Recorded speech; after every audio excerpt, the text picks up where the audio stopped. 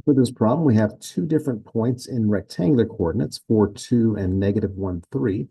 And for both points, we're going to find three different ways of converting them into polar coordinates. And in fact, I'll do them in more than three ways just for the sake of the review. Okay, so first the point 4, 2. That's 4 2's over here someplace. So this side is 4, and this side is 2. And so the issue is to find the radial distance r and also the angle theta. Okay, now the radial distance r, that's equal to the square root of x squared plus y squared. And so that can be found directly. So we get the square root of 4 squared is 16 plus 2 squared is 4. So square root of 20 or 2 times the square root of 5. So that's value of r. Theta is a little bit more complicated. Here I have a point in the first quadrant. For points in the first quadrant or the fourth quadrant, so quadrant 1 or quadrant 4, then the tangent of theta is going to be equal to y over x, which is 2 over 4, so a half. And so I can just simply take the arctangent of both sides. So arctangent of 1/2. And I don't have to do any modifications. The arctangent function takes values between negative pi over 2 and plus pi over 2. And so if I have a point that is in either quadrant 1 or quadrant 4, then theta will simply be the arctangent of that number. More on that in a little bit. Okay, so how do I express this point in polar coordinates? So option 1 would just simply be 2 square root of 5, and the angle is the arctangent of 1/2. Now, arctangent of 1/2 does not easily simplify, so I'll just leave it as arctangent of 1/2. Now, there are plenty of other ways to be able to express this point. Another option would be 2 square root of 5, arctangent of 1/2 plus 2 pi. Okay, so here I would, instead of going this angle, I would go that plus an extra rotation, and that would still end me up pointing in the correct direction. You get the idea. A third option would be 2 square root of 5 times the arctangent of 1/2 plus any even multiple of pi. 4 pi, 6 pi, 8 pi, minus 2 pi, minus 4 pi. That would also work. Okay, so that's a third option. In fact, that's infinitely many options. A fourth option that would work would be as follows. Negative square root of 2 times the square root of pi, and then arctangent of 1/2 plus pi. Now, why does this work? This works because I would take this angle, I would go an extra half a rotation, that puts me in this direction, and then I go backwards by this amount. So I would go an extra half rotation, that would ordinarily put me this way, but I go backwards, and that ends me up at the point 4, 2. So that also works. And indeed, if I were to take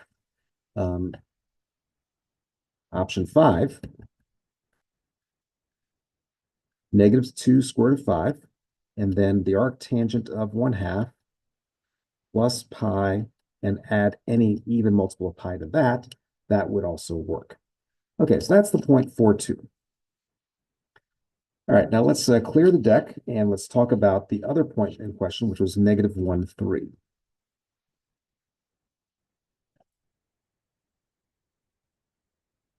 So the second part of the problem, I had the point negative 1, 3, and same issue, I want to be able to convert this point into polar coordinates, negative 1, 3, and there's my angle theta. So let me switch colors so it's clear. I'm going to polar coordinates now. So there's my angle theta, and here's my radial distance r. So the radial distance r, again, is going to be square root of x squared plus y squared. So square root of 9 plus negative 1 squared, so square root of 10. Okay, now this time the tangent of theta is still equal to y over x. So that's equal to 3 over -1, so -3. That is still correct. But what happens now is that I am now in quadrant 2 or 3.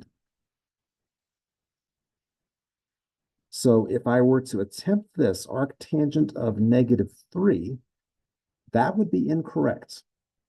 The reason that's incorrect is because arctangent always takes values between -pi/2 and +pi/2. This over here, the angle I'm drawing now, that would be the arctangent of -3. So what I want to do is I want to go this direction and then go a half rotation the other way, so I'm pointing in the correct direction. So plus pi. So that is an adjustment that I must make if I have a point in rectangular coordinates that is either in the second or in the third quadrant. Okay, so how can I express this in polar coordinates? So option 1 would be square root of 10, arctangent of -3 plus pi. And I invite you to check this on your calculator. So if you were to do this on your calculator as a quick check, if you were to punch in square root of 10 times the cosine of the arctangent of -3 plus pi, that had better work out to be -1. And likewise, square root of 10 times the sine of the arctangent of -3 plus pi, that had better work out to be +3. So that is a way of checking your work to make sure that the conversion is indeed correct. Okay, so option 2 would be what I have here, square root of 10, arctangent of -3 plus, say, 3 pi, adding any number of full rotations. Another option would be to do this, negative square root of 10 arctangent of -3. In other words, I come the other direction, but I go backwards by square root of 10 to end up at this point. So here are 3 different ways of expressing this point in polar coordinates.